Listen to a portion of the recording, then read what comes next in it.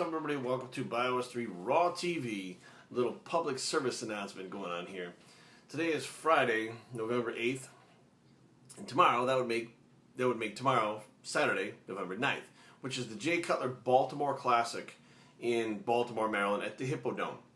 Now, obviously, Jay Cutler's name is on it. Jay Cutler's going to be there. He's guest posing tomorrow. First time since the Olympia that, no, actually, he's been on stage a couple times since the Olympia guest posing, and he looks phenomenal. And Bios3 has 3 competitors going into this competition. We have Byron, who's in physique, Ava, who's in bikini, and Manny, who's in bodybuilding. And we'll be up there all day. If you guys are going down, make sure that you stop by and say what's up, and go out there and try to support the local bodybuilding culture. And it is a national qualifier. It's going to be a huge show. From what I've seen so far, the quality of the few competitors I've seen is ridiculous. It is a national quality show with national quality competitors. So if you guys are around, check it out. Support the Maryland bodybuilding scene. And if you see us, don't hesitate to grab us to say what's up. So hopefully we'll see you guys there, and we're out. What's up, everybody? Welcome to Bios3 Raw TV. Today we're going to talk about training to failure. And we've talked about this before, but yesterday I had a client come in and we were going to failure. I was putting her through a set of failure on leg extensions and realized that she couldn't go to failure. She literally couldn't get it. She's an advanced trainee. There was no reason for her not to, but what I realized was that the pain that you have to go through to get to failure, some people don't really realize that you can actually go through that and get to failure.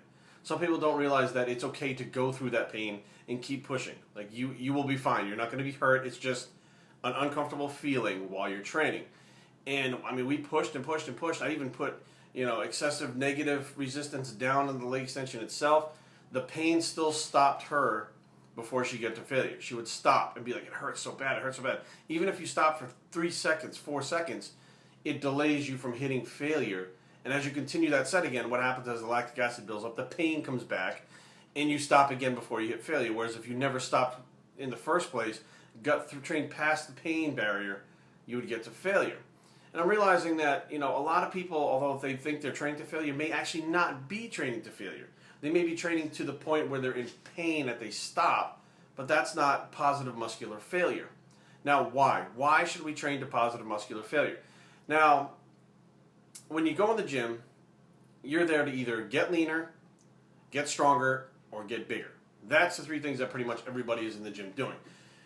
The only way you're going to guarantee above all other techniques or all other training is if you train to failure, to whether or not you're going to gain muscle or maintain muscle, as well as increase metabolism. Now, let me explain how this works, because I can hear people already, you don't have to train to failure to build muscle. No, that's true. Not everybody does. But it's the only way to guarantee, no matter what, you're going to maintain your muscle mass and gain muscle, period. So as you're training, okay, you're training a muscle, and you do 1 curl. So many muscle fibers fire that make the muscle contract.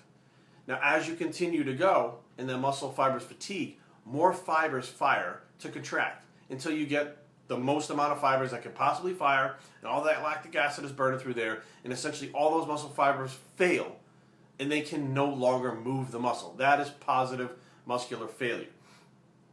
Now, at this point, your body only has one thing it can do. Okay? All the muscle fibers have fired, essentially, theoretically, to make that weight move. There's no more muscle fibers left to fire. Now, in a true form of adaptation, those fibers have to get bigger and stronger for the workload that's about to come tomorrow. That's how it works. Now, if you're going to 10 to 12 reps and you're not failing, well, then you may induce muscle growth, you may not. Genetically speaking, it's going to be up to your genetics whether or not you increase muscle mass or not based on your intensity. So at this point, the muscle fibers have to get bigger, they have to get stronger, they have to grow. So that stimulus training to failure, unlike the few reps before failure, causes an adaptation to get bigger and stronger. Now, if you stop 10 to 12 reps out, you still have more muscle fibers that can fire. They weren't used yet.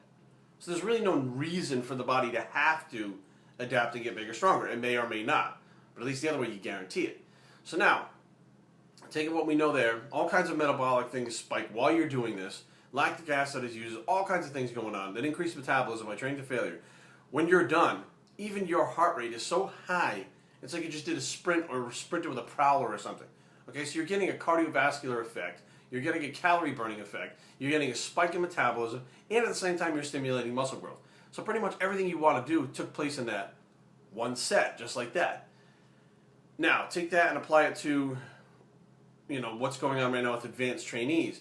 If they're stopping at the pain barrier where it hurts, perceiving that as that's failure, they're never going to get the ultimate results. And this is what Mike Mentzer figured out a long time ago. He was able to push the body past positive failure, then to negative failure, then to static failure, and then it was complete muscular failure.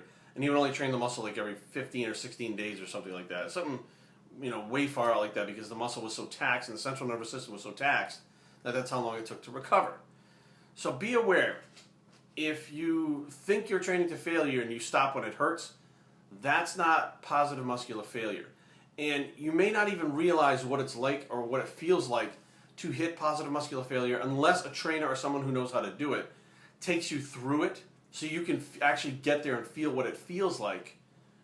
From then on, you know what it feels like, so then you can do it yourself.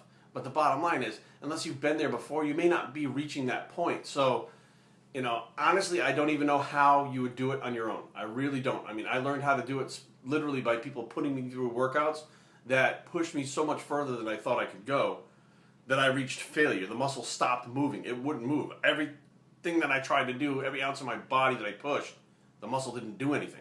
That's how I knew what failure was. So my advice is to try to get to that point on your own. A leg extension, a chest press. Don't do it on a free weight because you're going to get hurt. Some kind of machine that you're not going to drop something on your skull and dome yourself. And go past the pain barrier. Don't use a whole ton of weight that you're maxing out reps with. Use something you can get 10 to 12 reps with. And train past that pain barrier until the point where you're no longer getting full ranges of motion. You're now getting partial ranges, and you can't lock it out. And after that, you're just pushing it. It's not going. And you're pushing, and you're pushing, and the range of motion is getting smaller. And then even stop for a second and give it a real push and see how far it'll go. And it's not going. Stop. Push it again, and then stop. Push it again. Push, push, push, push. You can't. Nothing's left. It's done. Boom. That's failure. Okay? Give that a shot.